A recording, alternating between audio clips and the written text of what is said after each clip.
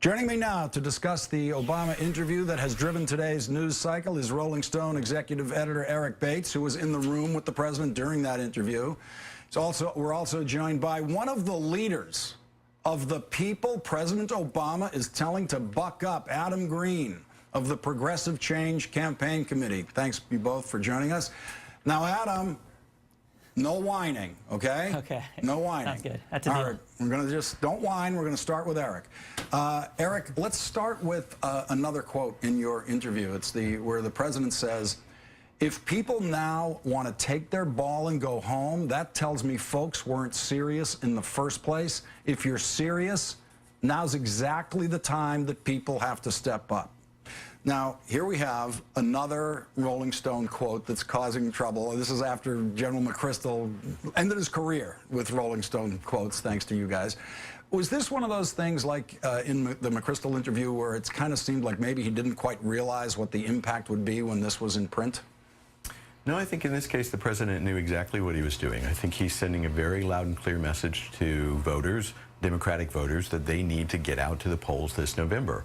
I think the White House position and the White House, the president's own perspective comes across very clearly in this interview that he feels that they've accomplished a lot of their agenda, that the base needs to realize that, and that the alternative is a lot worse, and that it's just really not acceptable to sit on the sidelines. That change, as he said, is very hard. It takes a lot of time, and if you're serious about it, you got to keep at it. But in that moment in the room, did you have that sense that in this particular statement, this is something he really meant to say? Or, you know, it wasn't some parenthetical to something else where he was making a larger point? Was this, what about it made it feel like this is where he really wanted to go? Well, I believe that statement was part of a statement he made where the interview had actually ended and he had left the Oval Office. Did he think then that this was not on the record? No, not at all. And then he called out to us and came back in the room and said, there's one more statement I want to make for the record. Oh. We turned our tape recorders back on, and he made a very impassioned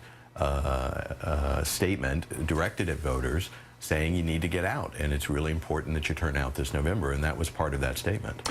Adam, I got to tell you, if the president turns around, walks back in the room and says, oh, there's one more thing I want to say, that's as deliberate as it gets. How does that statement land on you? Does that make sense to you? I believe it was intentional, and I think it's important for the White House to know that I'm not aware of a single progressive leader who is telling people not to vote. I think we all acknowledge that having the Tea Party run Congress would be a disaster.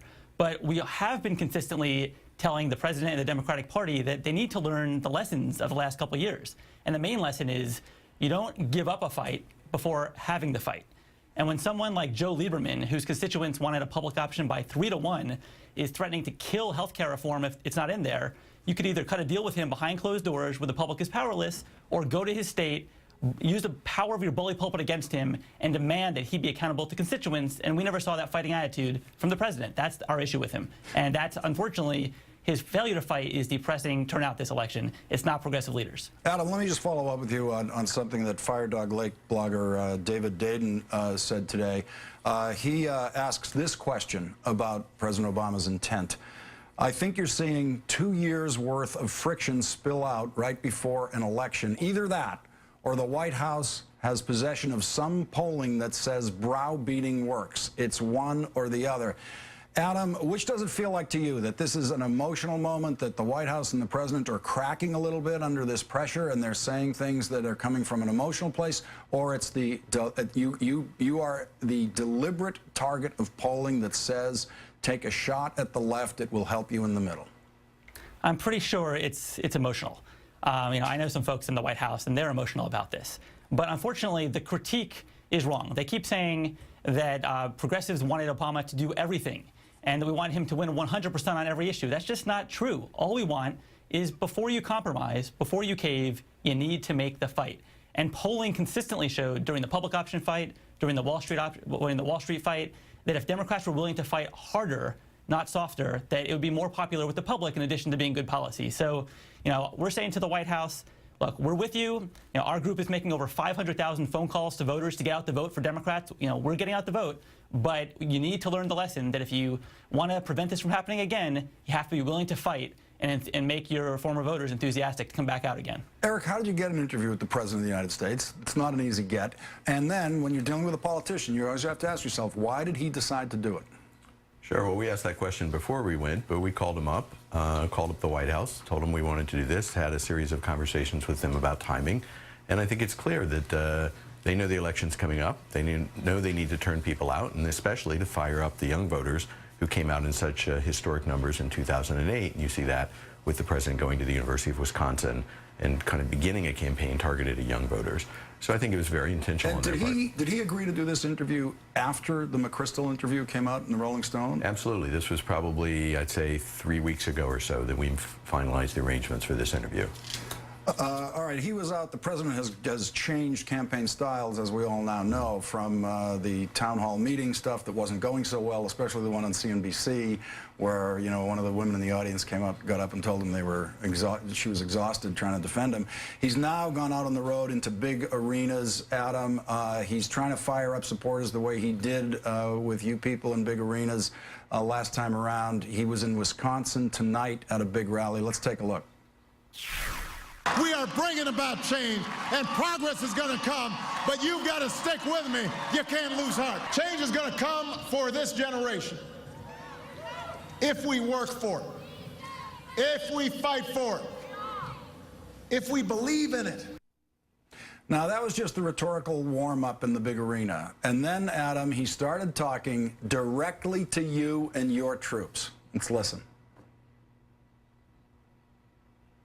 During the campaign, especially after we had already started winning, the feeling was, well, this is just exciting. You got those, nice hope posters, and then there was the inauguration, and, Beyonce singing, and Bono, and I know sometimes it feels a long way from the hope and excitement that we felt on Election Day or the day of the inauguration. But I've got to say, we always knew this was going to take time. We always knew this was going to be hard. I said it was going to be hard, remember? I said I was going to tell you some things you didn't want to hear. I said that we were going to have to make some difficult choices. I said not everybody was going to be happy with every single decision I made. You did not elect me to do what was easy. You didn't just elect me to read the polls and figure out how to keep myself in office. You elected me to do what was right. You elected me to do what was right. That was change you could believe in, that I was going to do what was right. Adam Green, your response to the President of the United States. Look, I love the Barack Obama of 2008, the one who said, in your own quote right there, that he will actually fight, quote unquote. That's what we need. And when he said, I don't want to do what's easy, well, that's exactly our point to him. It's easy to go behind closed doors with Joe Lieberman or someone like Olympia Snowe, who are completely out of touch with their constituents. And instead of saying you have to do the will of the people, say, let's cut a deal, even though that caves to big corporations. That's the easy thing. We need him to fight. And those people at that rally right there, they want him to fight. I'm glad that he's saying he will fight, but I'm not truly sure that the White House has learned that lesson. We really hope they do. Eric Bates, this president is known as the coolest customer you can possibly deal with. Was that your sense being in the room with him during this interview, in both his conduct of the interview and the experiences in his presidency that he was talking to you about? Oh, absolutely. He's very poised, very in command, very confident, very articulate. No cracks in the facade, because I think that's who he is and how he conducts himself. One of the frustrations I think that comes through in the interview that he feels is that he said, look, we often face a choice between what's going to work politically and what's going to work for governance, and we try to make the choice over and over again that'll work for governance. Now, you may disagree with that. You may feel he hasn't fought hard enough. But in a lot of cases, as with the public option, he said we could have had that fight. It would have pleased Rolling Stone. It would have pleased the Huffington Post. But in the end, we wouldn't have gotten health care reform. So his judgment in a lot of those cases is that he has fought for what's gettable, and he feels that people need to recognize how much actually has been won. Adam, how do you respond to the president on that point, specifically the public option, as Eric summarized it? Yeah, Eric, I thought that was actually one of the best questions you guys asked in that interview. And I thought his answer was very telling, that he could have fought, or he could have caved, essentially. Let me just give you one example that I think is the response. When he actually wanted Dennis Kucinich's vote at the very, very end of the healthcare fight, what did he do? When Kucinich was opposing him from the left, he flew to Cleveland, he held a big rally, and he rallied Kucinich's constituents against him, and the next day he got Kucinich's votes. Where was that mentality with Joe Lieberman and Olympia Snowe? If he had done that, and despite the fact that their constituents wanted the public option, and despite the fact that the President of the United States used a bully pulpit against them, they still were recalcitrant, I think a lot of progressives would have been like, you know what, you tried your best. But he didn't try. He cut a deal. The public was powerless in that backroom deal, and that's what we're upset about. We want this president to fight. We want him to succeed. We want the Barack Obama of 2008 to fight and succeed. Eric Bates of Rolling Stone and Adam Green of the Progressive Change Campaign Committee, thank you both for your time tonight.